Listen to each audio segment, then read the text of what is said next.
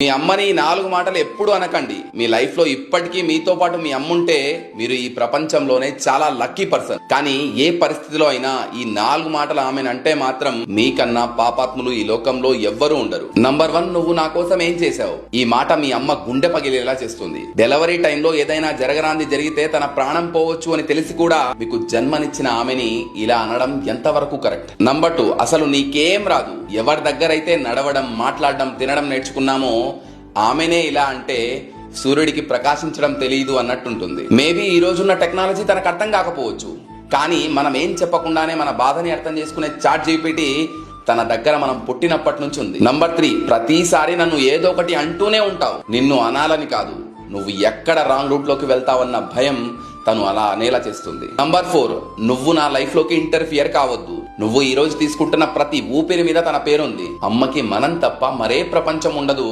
అలాంటి అమ్మని ఇలా అనొచ్చా? అమ్మ మీ దగ్గర నుండి దూరమైన రోజు మీకు అర్థమవుతుంది ఈ ప్రపంచంలో ఏది ఆశించకుండా నిస్వార్థంగా ప్రేమించే ఒకే ఒక పర్సన్ అమ్మ మాత్రమే అని. అమ్మను ప్రేమించే ప్రతి ఒక్కరు ఈ వీడియోని లైక్ చేయండి. అమ్మ పేరుని కమెంట్ చేసి ఈ వీడియోని ప్రతి ఒక్కరికి షేర్ చేయండి.